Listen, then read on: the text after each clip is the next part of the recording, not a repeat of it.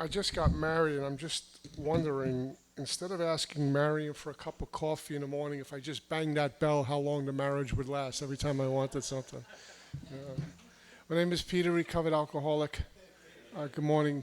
Grateful to be alive and sober and part of a sacred place called Alcoholics Anonymous. And our job this morning is to talk about our experience with step three.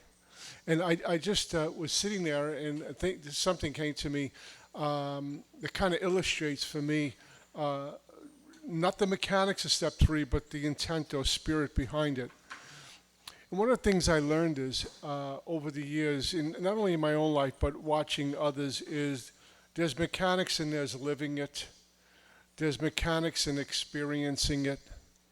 Um, eh, Mechanics are necessary. They're vital. I love them. I still love writing inventory, even though I don't want to look at some of the stuff. But it's a go-to. But I can write oodles of inventory and never change. A number of years ago, I was going through a divorce, and I was the type of guy. You get married, you get married. There's no divorce. You work through your difficulties. And I married a cocaine addict, an alcoholic, infidelity. It got messy, really, really messy. And it was one of those things where, when the bride is walking down the aisle, something was telling me this is not going to work. And it was too late then. And the thing blew up. And I was distraught. There was a part of me that felt like I was a failure as a man. I couldn't keep my woman. There was a part of me that felt like I was a failure in AA. How could I walk into AA? I didn't know one of the requirements to be a member here is you got to get divorced. It seems like everyone's divorced. And all of that, I was just a crushing blow. On top of that, I was flat broke. I had lost my job. I was in between. The business I'm in now is treatment, and I was in between that, and I took a job working for a day trading firm as in the HR. I had no idea what I was doing. They got in trouble for embezzling, and they let everyone go. So I'm out of work. I'm going through a divorce, and my ATM said insufficient funds. It was all in one shot, basically. And I was distraught, to put it lightly. And, AA guys, they circle the wagons when they see one of us wounded. They don't just fly away, which one of the things I love about AA. And they took me out to dinner one night. The last thing I could do is even look at food. You know when you're so depressed and just in that place, like you can't even eat, and you're just losing weight. I went down, I'm not lying to you, I went down to 167 pounds. I remember I was speaking at the Bill W. Dinner Dance, and a dear friend of mine, Ava, saw me. She said, some of you guys might know Ava from the Atlantic Group. She says, what the hell is going on with you? I said, I'm dying. I felt like I was dying. So it really had a huge impact on me. And my friends took me out to dinner. And we were in New Jersey, and I couldn't even pay attention to the conversation. I couldn't eat. I'm immersed in my stuff. And I can even call it self-pity looking back on it. But how did this happen? You know, I felt myself as a member of good standing in AA, doing my best, making mistakes, but really trying to do my best and serving God and do all those right things. And here I am in this place. And I'm too embarrassed to ask anyone to front me some money. I don't want to ask my dad for any money. I don't know I can't buy groceries. I have no money. And I remember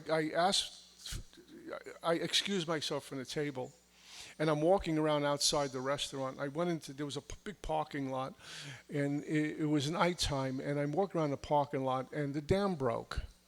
And I'm weeping, and I'm getting angry at myself for weeping, like, be a man.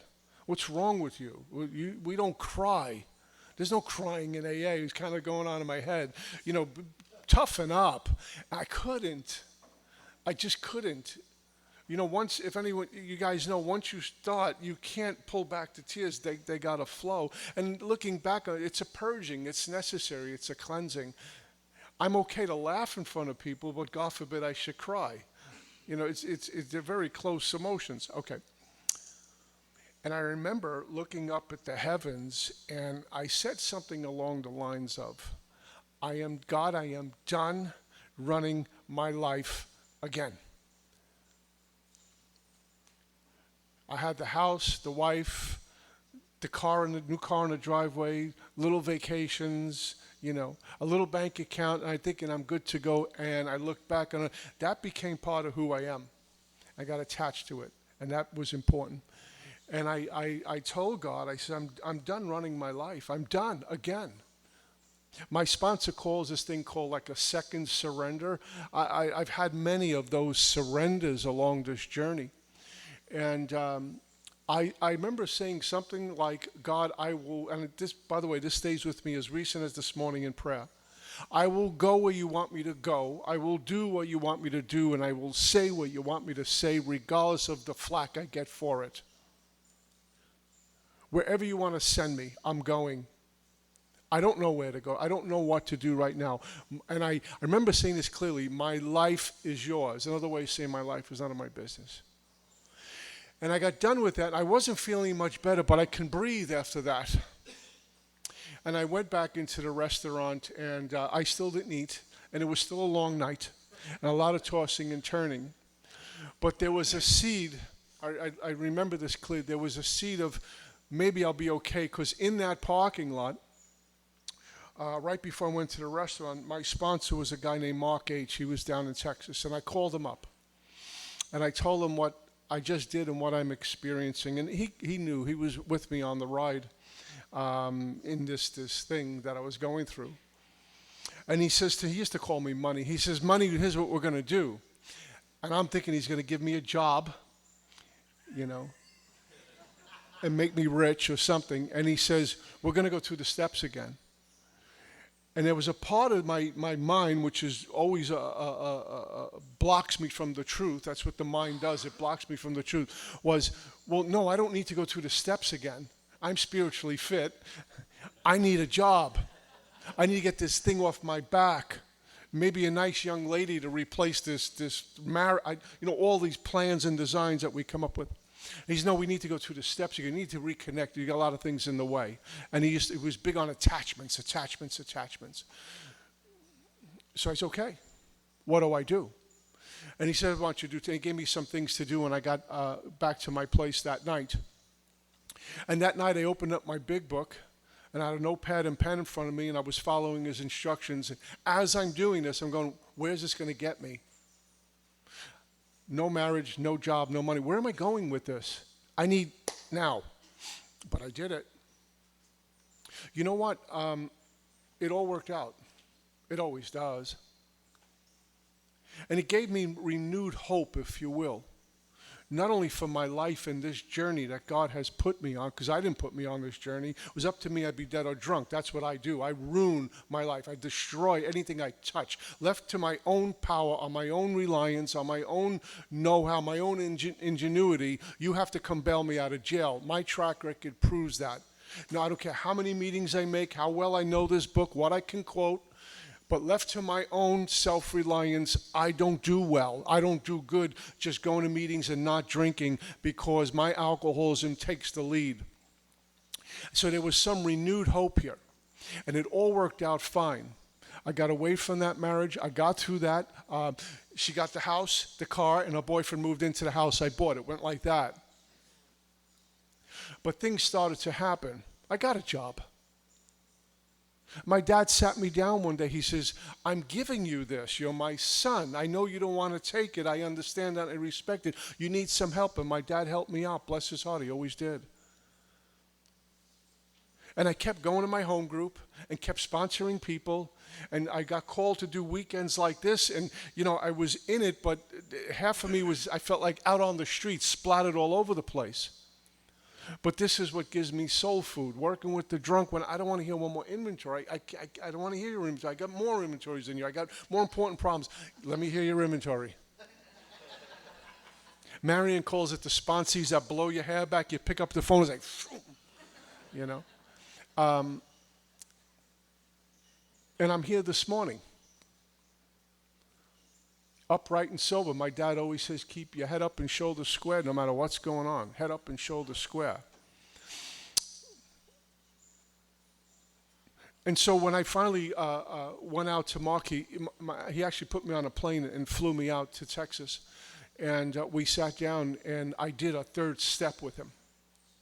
I had all my paperwork, if you will, my little spiritual homework assignments. And I remember sitting in his apartment, and we did a third step together. And it was my third time or fourth time through the work, whatever it was. And it was different this time. Because what I learned, not knowing it then, what the lessons to learn I was learning was what Thomas Merton talks about, that in my moments of greatest weakness, and when it seems most dark, is the times I find God's great strength and light.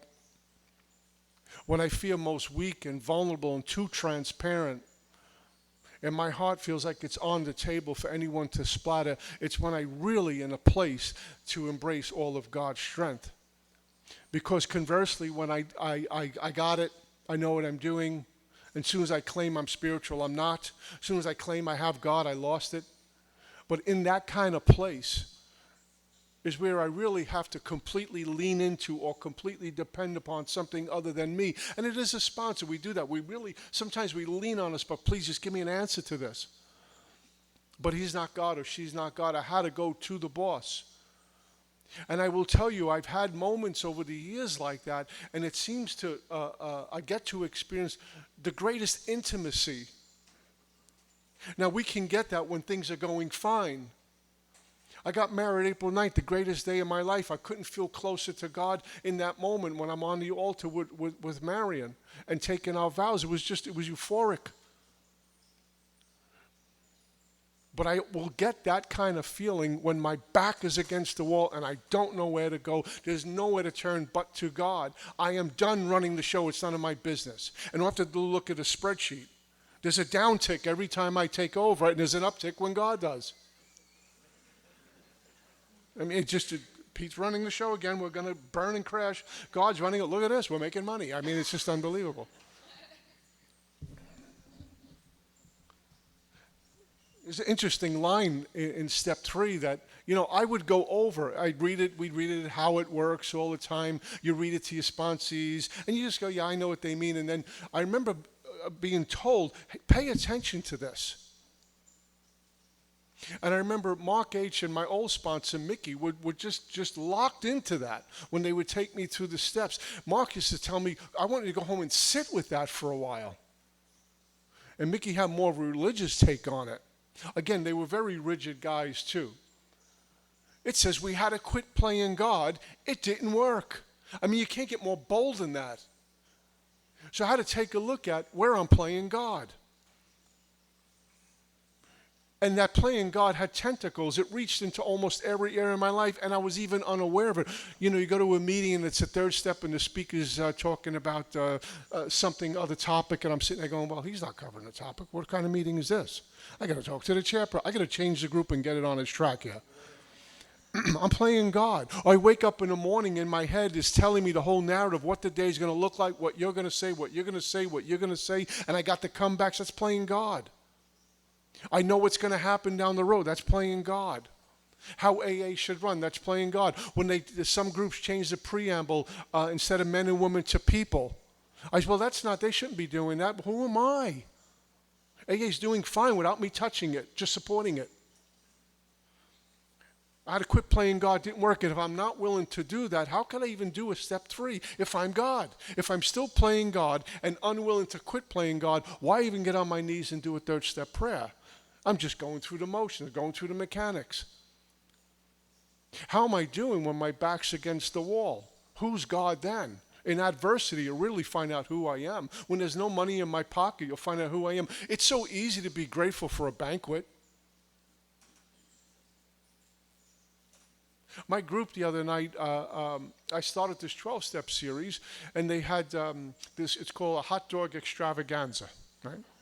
And this gentleman, Michael, always throws these little events at group. He's a wonderful guy. And they had Marion present me with the coin. And there were a lot of people who normally don't attend that meeting who showed up for my anniversary. It's easy to be grateful for that. Oh, my friends are here. I haven't seen John and Bill in a long time. They came down here. It's easy to be grateful for that. But what about when you go to the bank and the funds are really low, you're out of work, or he or she's leaving, or just adversity? Can I be grateful that I'm above ground, sucking air, and sober? Whose life is it? I had to quit playing God. It didn't work. I got all these, it talks about all these manifestations of self. And I was guilty of it in early recovery. Going to therapy. I need to find myself. I need to discover myself. I need to find out who I am. And you go to Barnes & Nobles, they got a whole section, self-help. First of all, I don't need to find myself. That's going to be a rude awakening, and I'm probably looking for the wrong guy. I'm looking for this wonderful spiritual guy who got lost in the shuffle and just trying to find God. He doesn't even exist. When I look for the drunk who ruins everyone's life, including mine, I'll discover him and I'm going to be disappointed. I had to be rid of self. Our book tells you I need to experience the death of self for successful living. I need to experience the death of self before the physical death. Self doesn't work. What is self? It's all the roles that I have assigned me. My mind assigned me to play and what you ought to be doing. This has not worked. I get drunk on that stuff. Self-help. When Barnes & Nobles has a section, no help to self, I'll go in there and buy a book. Why would I want to self-help? Why would I want to give help to the self when the self is the thing that's actually killing me when I'm not drinking? I need to be rid of all these ideas, attitudes, and emotions of how my life ought to be, yeah?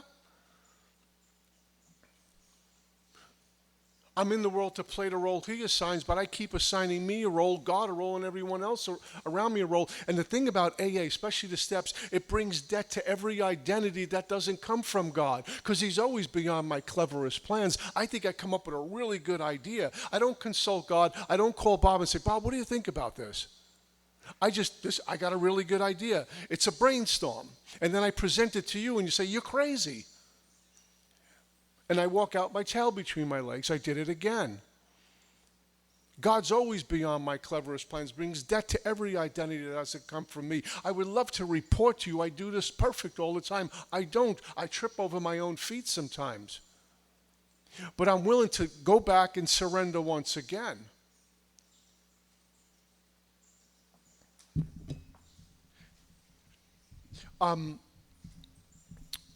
Before COVID hit, I'm going to say maybe a year or so before, maybe a little less than that before COVID hit, my business was in serious, serious trouble. And, I thought when you start a business, you only can help people, but you'll be financially secure in 20 minutes. And if anyone who started a business knows, all the money goes back into the business and you take out just enough to pay your rent. And so it wasn't going so good and the business crashing and burning us. I'm in trouble here. And I got invited to this new facility in South Florida. And this gentleman said, we'd love to you come to our opening. I didn't want to go that day because I had to call Marion that day and say, I don't know if we're going to be able to pay our rent this week. And the last thing I want to do is do a dog and pony show and press palms and say, I'm grateful, I'm happy for you when I'm trying to, I got to figure something out. And I went. And I walked into the lobby, and there was like this big flat screen TV, and what it had on it was, Welcome Peter Marinelli. Most people feel pretty good about that. It made me feel worse. And I walked in, and some of the kids who worked, and young fellas in AA and some young ladies in AA who work in this field came out and says, Peter M., you're here, I can't believe it. And they're throwing accolades. I listened to your CDs, you helped me so much, and I'm only saying it for this reason. That most people would feel, wow, this makes me feel good. I'm glad I came here. I'm dying. And the owner came out of, he's young enough to be my son, comes out and says, I need to steal you for a minute. Come in my office. And I sit down. And he's telling me, I'm so glad you're here. Would you say a prayer while we're here? We're just opened. You've helped me so much. He went on to say, and I quote, you saved my marriage. Now, I know who did that. But he was giving me accolades. And I'm sitting across from him, and all I could pay attention to, I love shoes, I know shoes, he had Ferragamo shoes on. He had a Rolex watch on, and he had a Canali sport jacket on. That outfit alone was about 10 grand. 8 grand. The jacket alone had to be a few $1,000s. God knows what a Rolex costs. I know Ferragamo shoes are 500 off the rip. and I'm in this chair, and I'm crumbling. I'm dying. I got out of there, and I got back to my car, and I start to cry again. And I said, what AA meeting did I miss when they passed out the pamphlet, How to Be Rich? How to be financially secure? What did I do wrong? And I got anxiety, my chest is pounding, so what do? I pray, and I call my sponsor. And I call up Mickey M from Colorado was my sponsor. Says, Mick, here's what's going on. He's, what's going on? I said, here's what's going on. This is alcoholism. You put stuff before God. That is your God. Money, property, and prestige. You got attached to it. And he went on and on and on and challenged me on a lot of things. He said, but you don't understand. This is where I'm at right now. He says, has God ever dropped you in the ocean yet? Maybe he removed, as he always has, to get you closer to him. He can't stand blockages from him.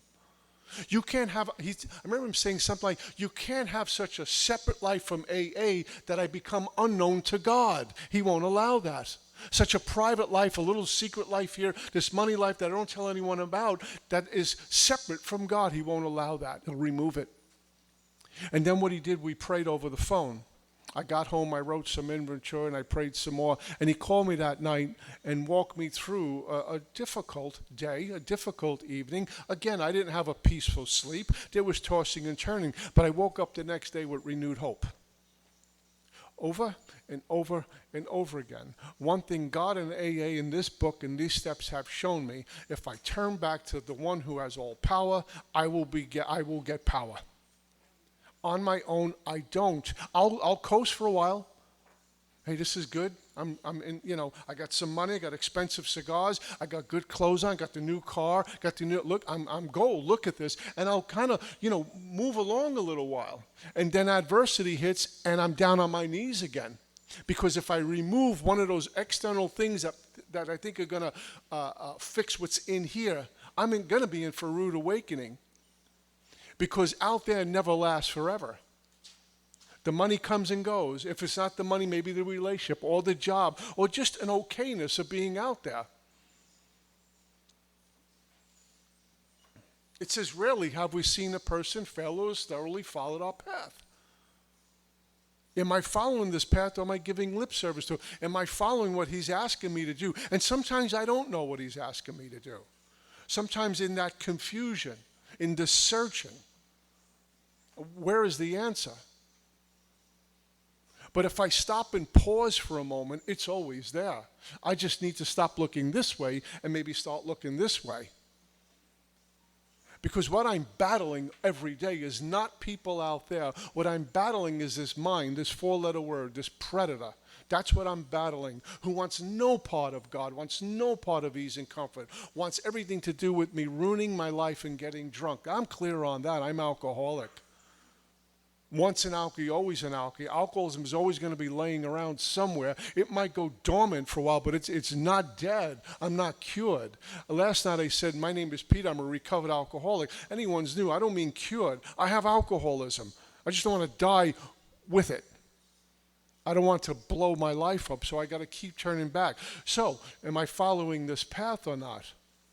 I had to quit playing God. It didn't work. Sweet Lord. Okay.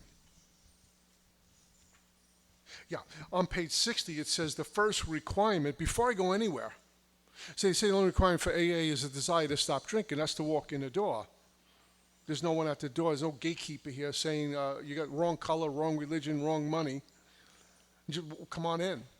But in the program, there's some requirements. If I want to experience what's in this book, in good times and adversity, am I walking with this power? Is it an intimate relationship? Or am I just giving lip service to it? The first requirement is that I need to be convinced that my life run on self-will can hardly be a success. On that basis, I'm bumping into everyone. I'm not in a place of ease and comfort. Everything's a challenge. Everything's a threat. It's the false evidence appearing real. They're out to get me. They're talking about me. They're going to screw me. They're going to run. She's going to cheat on me. He's going to cheat on me. I'm waiting. I know it's going to happen. And you know what? It'll happen. Because that's what I'm looking for. Did you ever get in the market for a car? Let's take a car, Cadillac. I want to buy a Cadillac. And suddenly you notice Cadillacs all over the street. All the commercials, Cadillac. It's just, you get attracted to Cadillac. So if I'm walking around saying, I know it's bad's going to happen, I know something's going to happen, guess what? I start getting attracted. I start watching that stuff. And it happens. I took my eye off of God, if you will.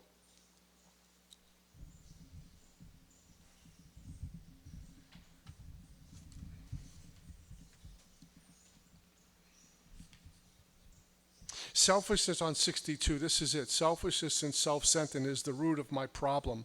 I'm driven by 100 forms of fear, self-delusion, self-seeking, self-pity, and probably a bunch of other selves. I'm immersed in me if I'm not careful. Untreated alcoholism. It looks like this. Let's not talk about me. Let's talk about you. What do you think of me? I mean, this is how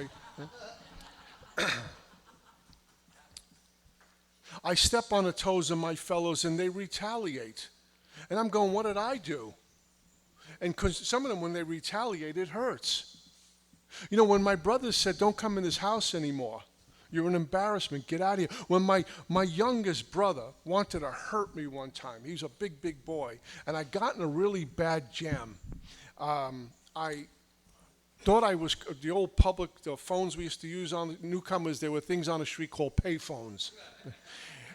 And I'm in a drunken stupor, and I punched in the wrong number, and I punched in my brother's house, and his wife picked up. And I remember saying, Peter, where are you right now? It's like 2 o'clock in the morning.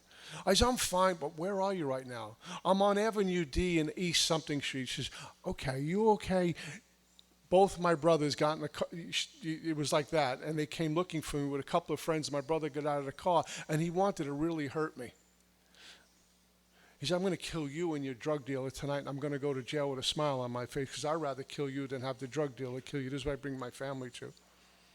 Yeah, that's what I do, selfish and self-centered. All I'm thinking, what's his problem?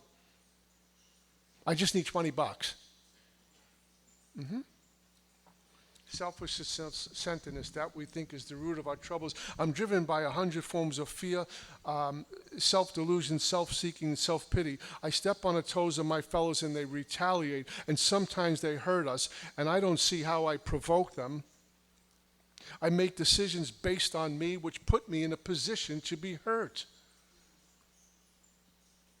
I can do that sober. You know? So what I had to do, and I'll leave Steve with this third step stuff, the prayer and everything, if he wants to. But I remember the first time I did a third step prayer at my sponsor. You know, third step prayer is interesting. God, I offer myself to thee, to build this thing, do with me as thou wilt. I'm from Brooklyn. We don't talk like that. If you spoke like that on the street corner, you got beat up. It was new language. And what is a third step prayer telling me? And what my sponsor had me do, my first sponsor, and even my second sponsor, Mark, had me do it, write out the third step prayer as it appears in the book. And then he says, write out what you think they're telling you. What does God, I offer myself to thee mean? To build with me and to do. What does this mean to you? So when we did it, third step prayer, I heard it in my language, something I could understand. There was a gentleman, Don, when it says, we thought well before taking this step. He said, before we do third step prayer, go home for a couple of days. I want you to think about, sit with, are you ready to turn everything over to God? I want you to sit with that because he really thinks you mean it. So there was all these influences Steve talked about last night, you know, all pointing to the book in different influences, but we're all going up the same hill. And these are the things that help me. And so the first time I did a third step, I was in Brooklyn with my sponsor, this guy Tony, and he says, you come to my house tomorrow, I think it was a Saturday, and we'll do a third step prayer. And he explained to me, really to follow through to step 3, we do 4, 5, 6, 7, 8, 9.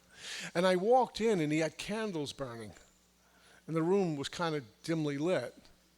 And he walked me into the living room, living room, and he had some little meditation music on. The candles are burning and the lights are dimming. So let's get on our knees and hold my hands. There's a hold on a second. And he closed his eyes, and I kept one eye open through the whole thing just in case. And And we held hands, and I followed him. I was a nervous wreck. And he says, God, I offer myself today. God, I offer and we did this.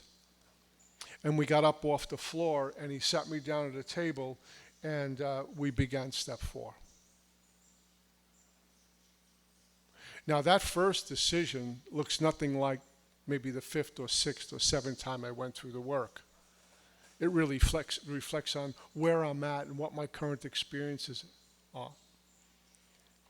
And what I need to get rid of was any kind of experiences I had prior to that and any kind of knowledge I acquired, because I'm about to embark on a new experience. All that old stuff would meet me on the back end. And I will tell you, recently, in the business I'm in, it's crazy business and crazy people. Most people work in the business should be in AA. They don't go, and it's a lot of moving parts in what I do for a living. And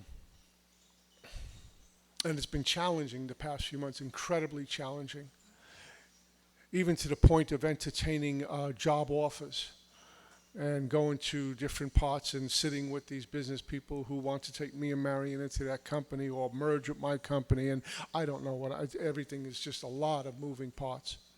And so what she and I have been doing is, God, we'll go where you want me to go. We'll do what you want us to do. We'll say what you want us to say. And the same answer kept showing up since about a week and a half ago. And I kept saying, I can't be it, it must be this.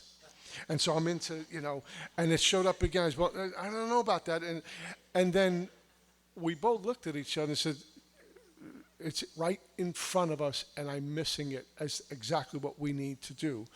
And then Marion said to me, are we going to trust God or not? Now I got to put my money where my mouth is. And you know what happened out of that? I'm breathing again. I'm breathing again. It's easy for me to get up here and just recite the third step prayer and sound really profound, quote the book, quote some scripture. And you say, well, that guy's got it together. But what about when you're going live? How am I doing when I'm going live? What does that look like? There's someone out there who despises me because I work, anyone who works in treatment, but he's got it in for me. He's trying to get me banned from speaking at conferences, never has a good thing to say about me, tells his sponsor, stay away from me because of what I do for a living. And that got under my skin and I got hooked. And I wrote enough inventory and spoke enough about it. One day I realized, am I going to trust God or not? When did one man have power over my life? There's only one who has power over my life. Am I going to trust him or not? And you know what happened? I started to breathe again. Head up and shoulders square. If God is for us, who can be against us? Am I going to trust God or not? My life is none of my business. I try to make it my business. Every so often I said, I got it now, God. You can take coffee break. I got this. I mean, look at me. And then he nudges St. Peter and says, you believe this guy? So, yeah. So I'm going to turn it over to Steve. Thank you.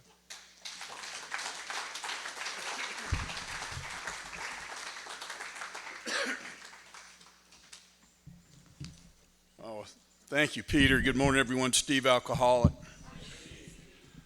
One of the problems when you're doing this with someone like Peter and then you let him go first and he takes all the low-hanging fruit, right?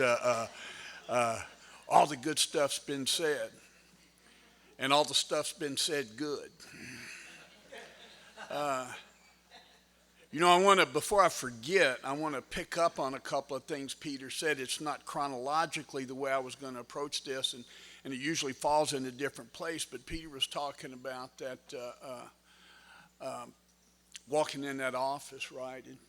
And you see the trappings of success.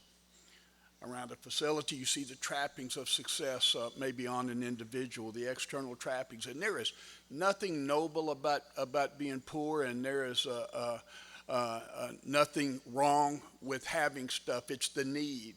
It's the unhealthy dependence that gets in my way. And what I realize is that I spend so much time trying to solve the wrong problem.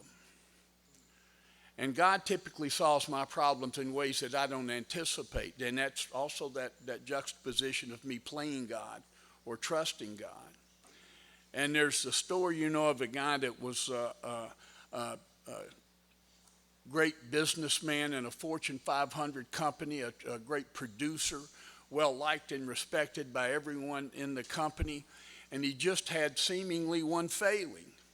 Every week when he went in to give his report to the CEO, he would wet himself. And he wore khaki, so it was a particularly bad look for him.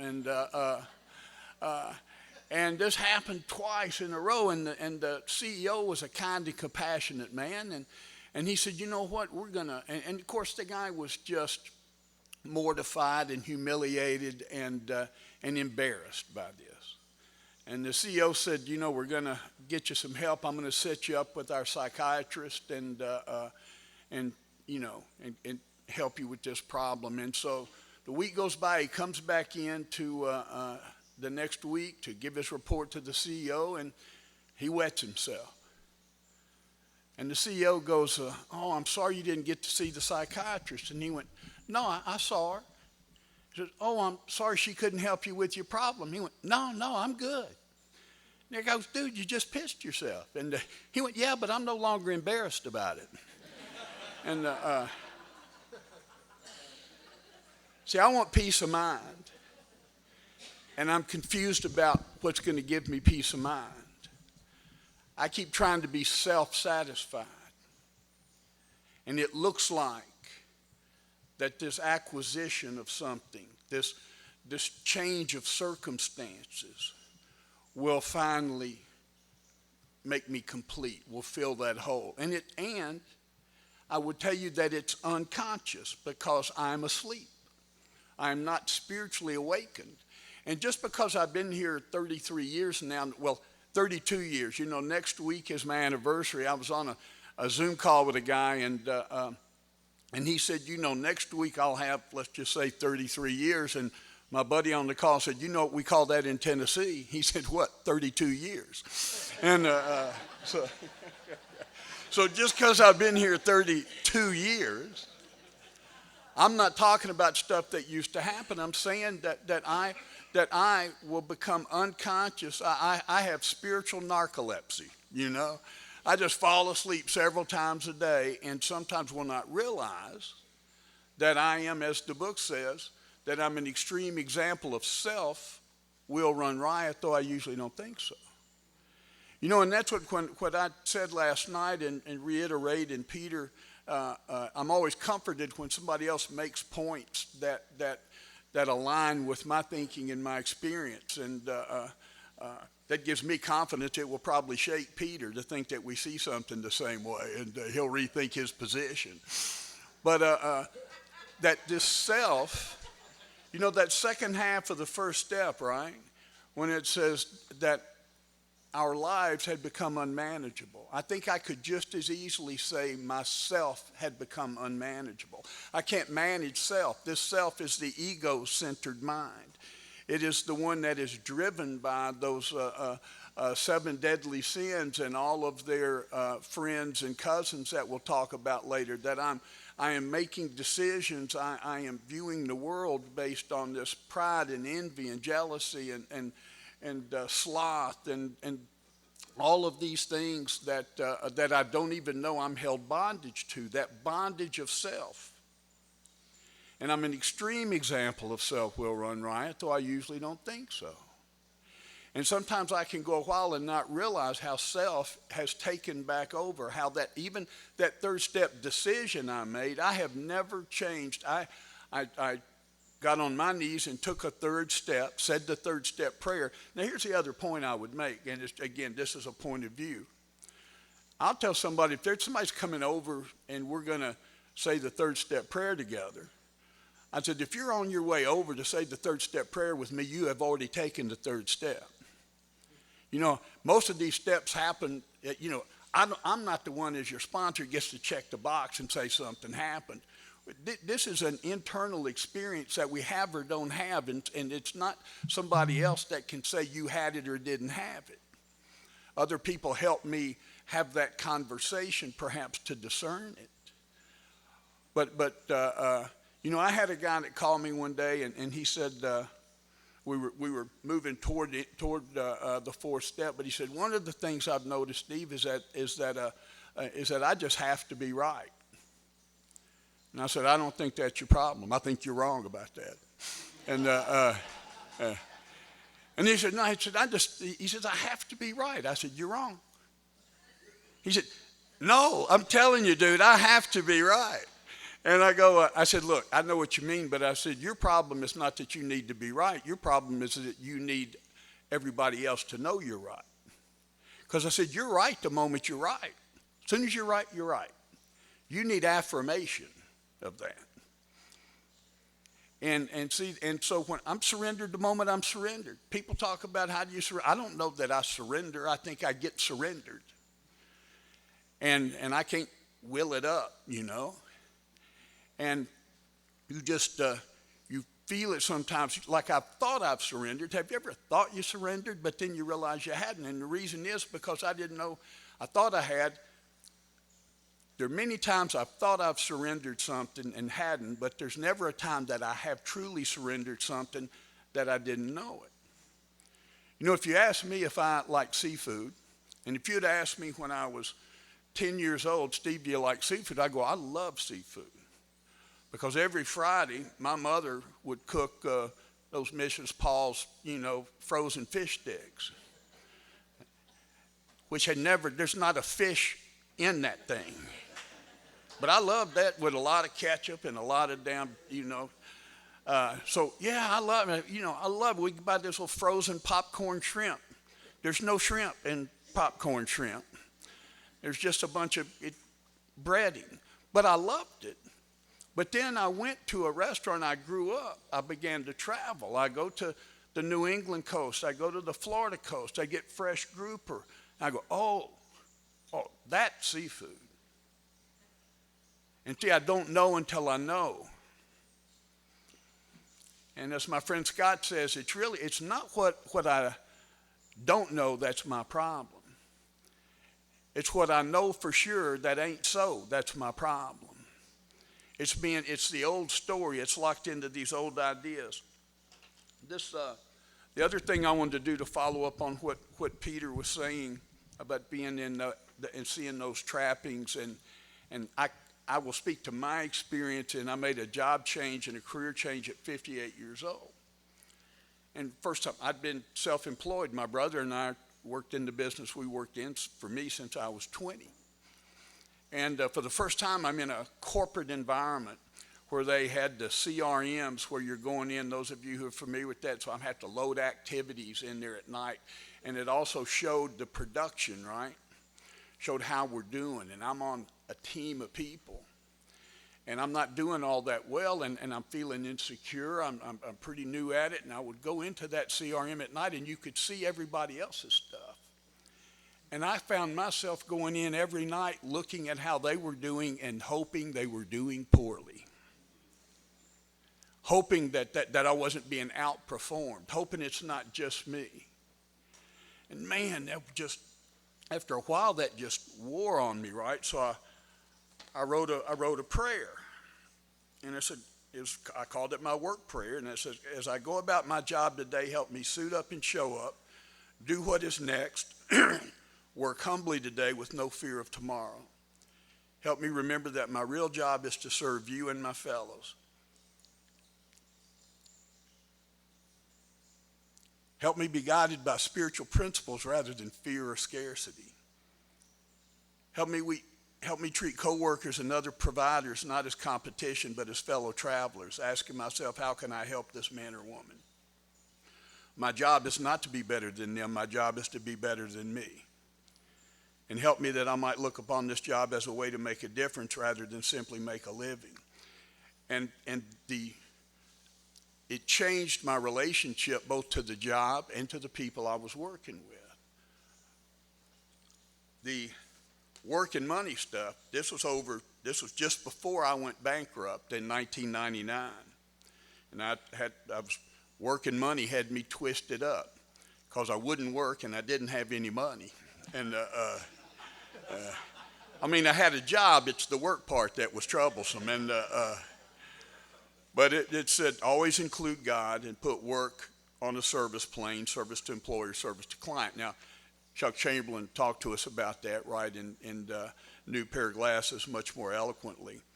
But there were these excerpts from our literature that I pulled out to remind me in the mornings how I wanted that relationship. I told you that I was going to be talking about relationships. So what is my relationship to work and money? And it says, material well-being always follows spiritual growth, never precedes it.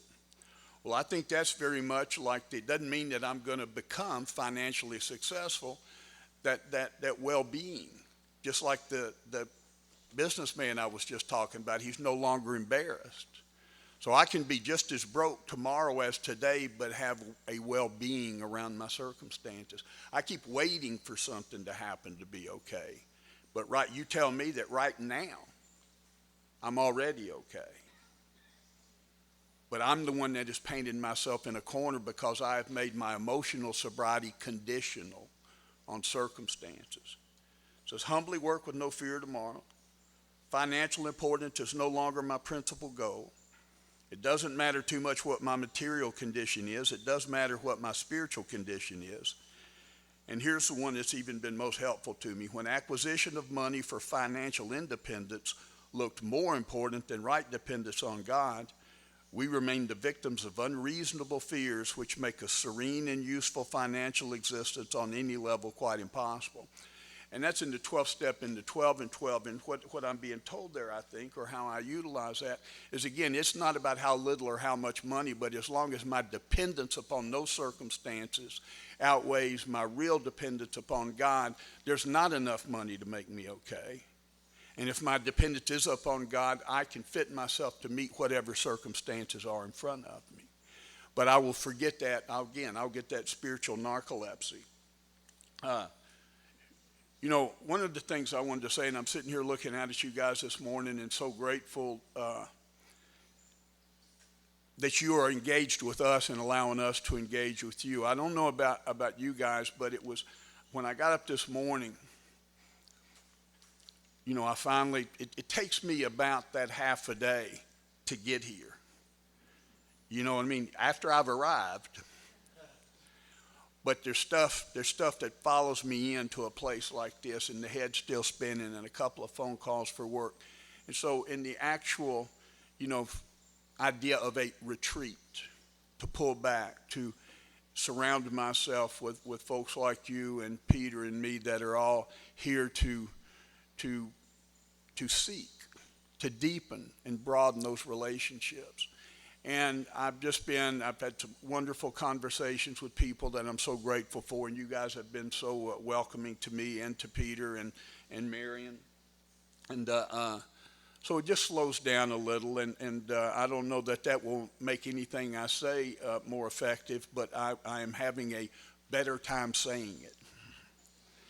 And so my experience is enhanced this morning. I'm grateful for that. At the end of the second step in the 12 and 12, it calls it the rallying point. And last night we were kind of exploring steps 1 and steps 2 to try to get to this point. And it says it's the rallying point, whether atheist, agnostic, or former believer. Like whatever we brought in here, of ourselves, of our past, whether I'm that agnostic, which is kind of where I started, I think, or the former believer who's been disillusioned, or the agnostic, we're all here. And if you guys were checking in, yesterday, and who's ever, was at the welcome counter here letting you in, and if part of the deal was, well, now, are you an agnostic or an atheist or a former believer? Well, I'm former believer. Okay, well, check, you're on table 3. And, we're all at the same table, no matter what those circumstances were that brought us here. And we're having a rally. We're at the rallying point. We all got here. And then what we're doing is going forward from here collectively, regardless of that seeming difference. And see, the agnostic doesn't have to just go hang with the agnostics, and the former believer doesn't have to just hang with the former believers or go to separate rooms and approach this differently. We rally around the flag of our alcoholism, the common problem. And then we're going to go on a march. And that march is through the rest of these steps. that are going to get us to that 12th step, having had a spiritual awakening. And then when we talk about that awakening, as we said, it may sound quite different. I may be awakened to something differently than you are awakened to. And we're uninvested in that. But we all get to go together from here. And then Peter said, and then it says, okay, so here's the rally. If you're interested, here's how it works, right? We get to the chapter, how it works, right? My sponsor says when we read how, my old sponsor, Frank, he used to say that how it works is the most read, least listened to piece of literature in Alcoholics Anonymous.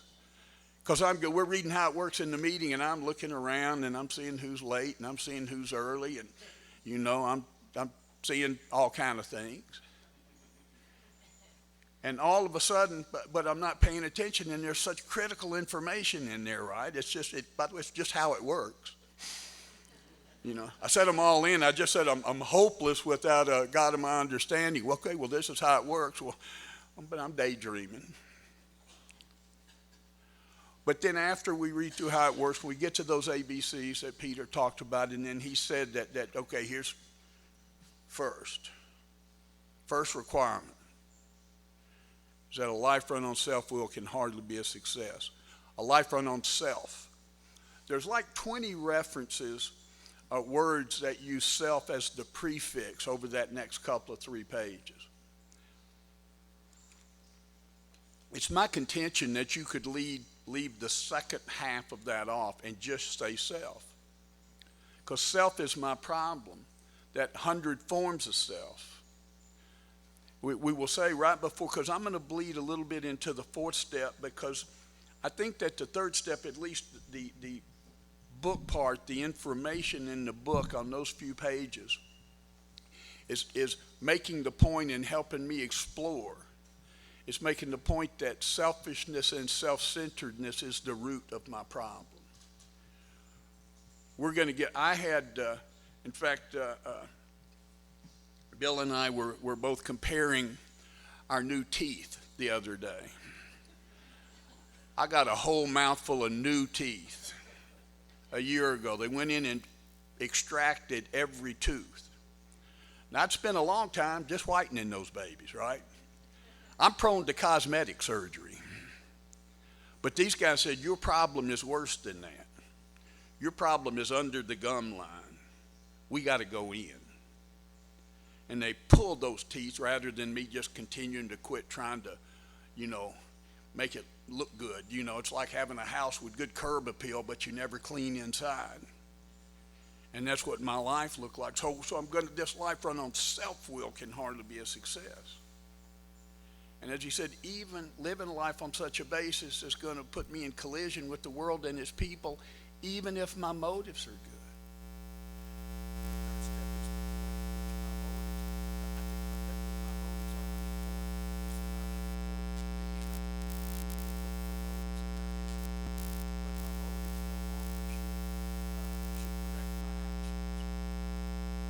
I've made some of my biggest mistakes and done some of my greatest harm with good intentions. How many times have I said to my wife, baby, I'm just trying to help? Legitimately.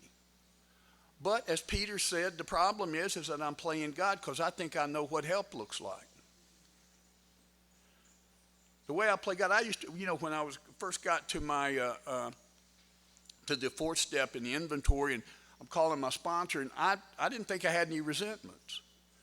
And, because I'm not a yeller or a screamer, I'm not a confrontational person. I'm more prone to, and certainly back then was even more prone to pull away from it.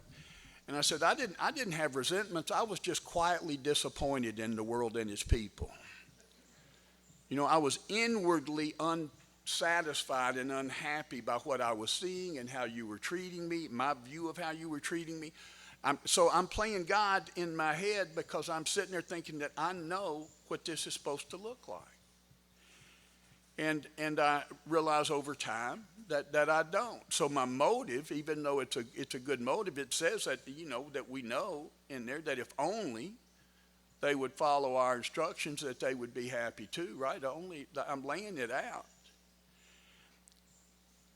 You know, we'll talk later in the 12 and 12, it talks about the fact, and I mentioned it last night, that we can't have a true partnership with another human being.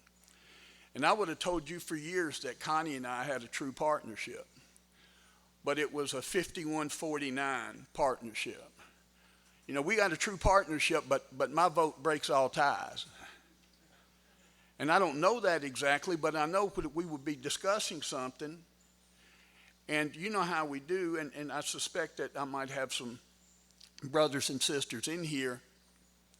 When she does not see my point of view,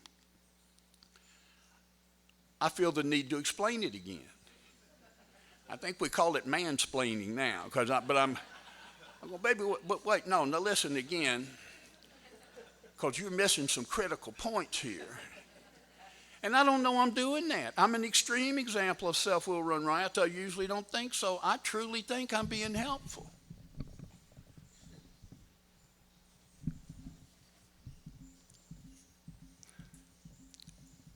When my daughter was about 15 or 16, we stopped spending as much. We had all spent a lot of time together. I've got, you know, the only child, and we just spent a lot of time together. And Abby and I have always had a good relationship.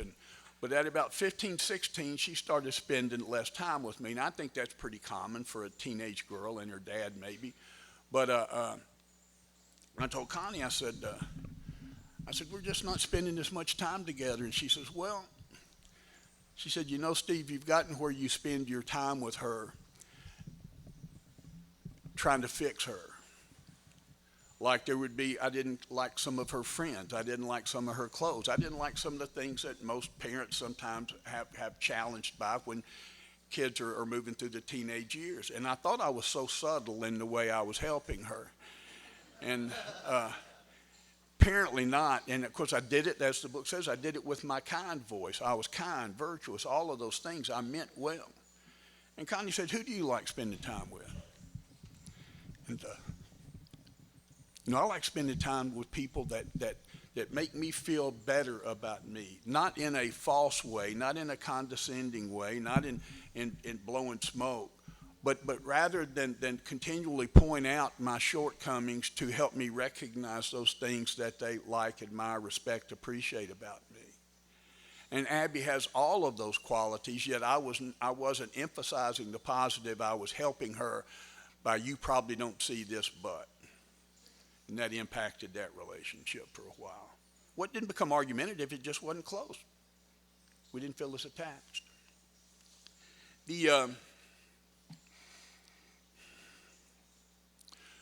When we talk about that self, right before we get to the fourth step, right before we begin the actual inventory process, there's the last paragraph there, right before it says resentment's the number one offender, right?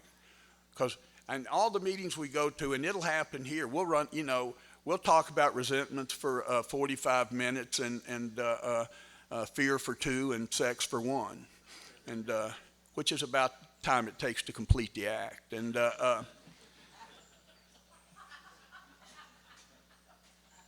and like most of us, we talk about it more than we actually do it. But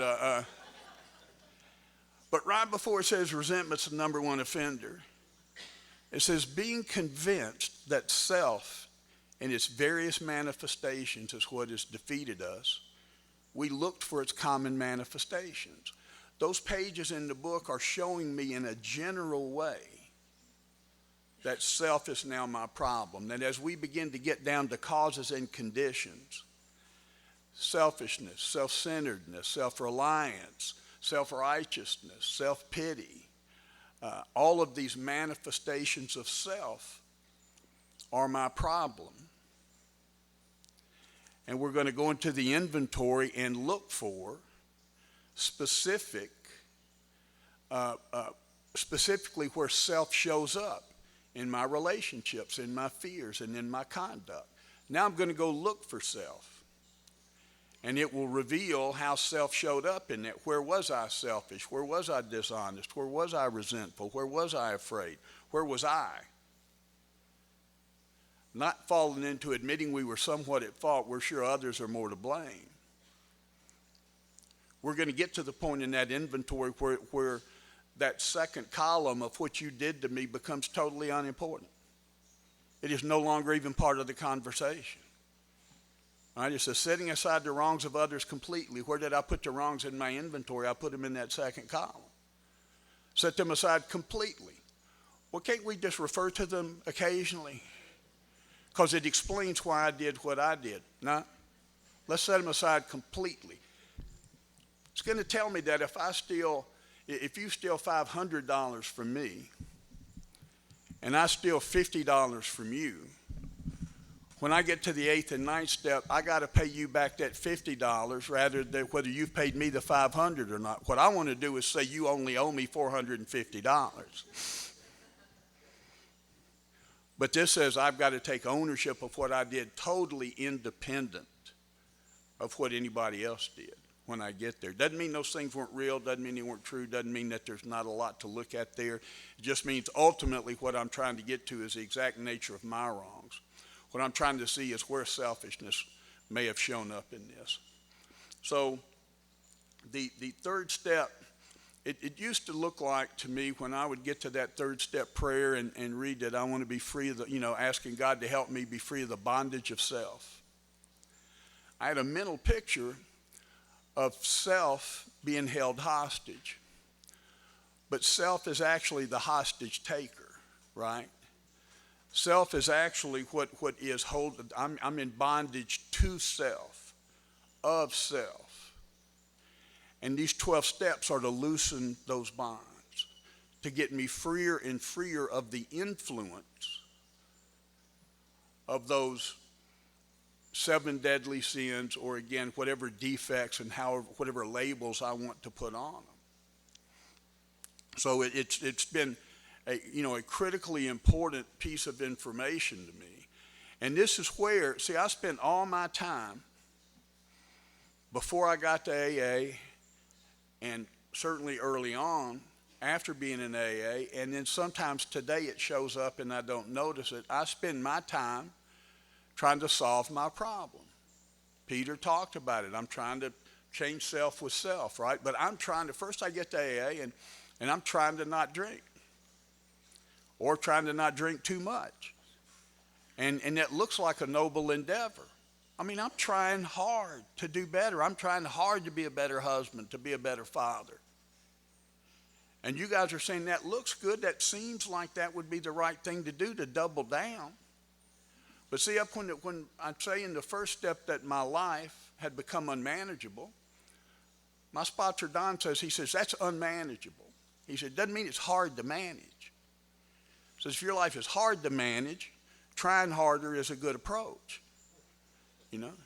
If your life is hard to manage, if I get home tomorrow afternoon and get in my car at the airport and the power steering is out, I can drive home. It's going to be hard. I'm going to have to hold tight. It's going to require a lot of effort, but I can do it. But if I get there and I left the lights on and the battery's dead, I'm done. I'm out of power. I can read about it, I can talk about it, but I can't. That car is undrivable. It's not hard to drive.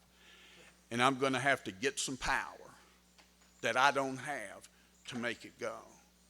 And that's the way this happens. So when I'm trying, and you guys, the third step is the turning point, right? The third step is where you said, Steve, you can't do it. I don't have the power. The third step says it is not the lack of willpower that's been my problem. It is the misuse of willpower. And we will talk about over in the 11th step where it talks about aligning my will with God's will is the proper use of the will. So when the book says in We Agnostics that lack of power is my dilemma. It doesn't even say lack of power is my problem there. And again, this is a point of view, so this is my interpretation for me. But lack of power is not my problem. It's that I keep trying to exert power I don't have. It's that I don't know I don't have power. It's that I keep trying to do something I can't do. So lack of power is a dilemma. You don't have any, yet you keep thinking you do. If I climb up on top of this building and try to fly, and I crash and burn, it looks like gravity is my problem, right? It looks like my inability to fly is my problem. And I can keep reading up on flying, and I can keep trying. But the fact that I can't fly is not my problem. The fact that gravity takes over is not my problem. My problem is I keep jumping off the top of the damn building. So see, I'm fixing the wrong problem. So you guys redirect me from trying not to drink. We hold on for a while, but that's a short shelf life on me not drinking.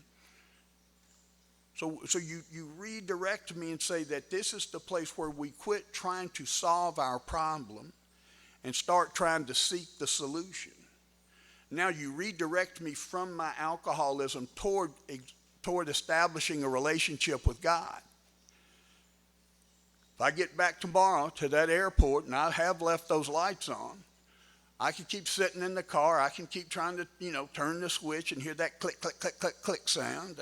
And I can just keep doing all of that. But pretty soon I got to get out of the car, go find the security guy that drives around there that has the jumper cables that comes over to your car and powers it off.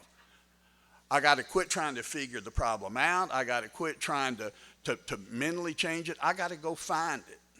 And that's where the third step, I'm making the decision to turn away from the problem toward the solution. And it says in that, and Peter made reference to the third step prayer. Now I did things, I see that prayer and below the prayer, when it says that we thought well before taking this important step. I go, whoa. I'm getting a call. I go, whoa, I just took the step. That's like not giving you the warning label on medicine until after you've taken the pill, right? Whoa, what do you mean dry mouth? I didn't know that. What do you mean sexual dysfunction?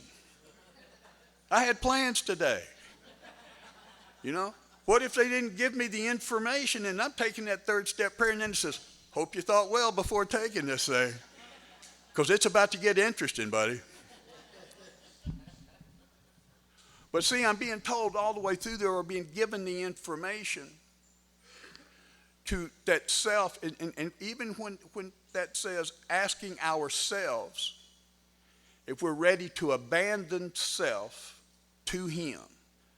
So I'm abandoning my plans, my ideas, my approach, and it says to abandon myself utterly to Him, unreservedly, is how I'm encouraged to approach these steps going forward. That's the commitment I'm making, among other things, is to not put my spin on stuff, to as much as I can jump into the deep end of the pool and unreservedly begin the march as directed through the rest of the steps to establish that relationship with God. I am now looking for the jumper cables.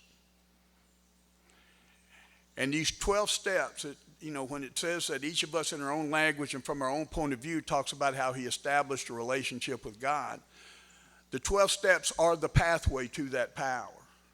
They are not the power. Like Peter, we don't deify the book. I've spent time trying to win the big book trivia contest, right? That doesn't make you a good AA member.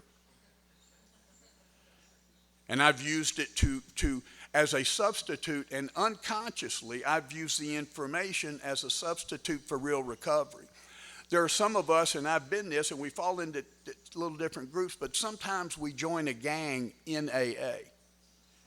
You know how we will join a group of people that have an approach, and I'd identify with the people, but I don't have the experience that they're talking about. And so I'm not trying I want to go the pathway to the power. And my problems get solved as a side effect of that relationship with God. Not because I got smarter, not because I got more virtuous, not even because I learned anything. We are changed as a result, and this third step is my wholehearted decision to make that change. So we'll take a break.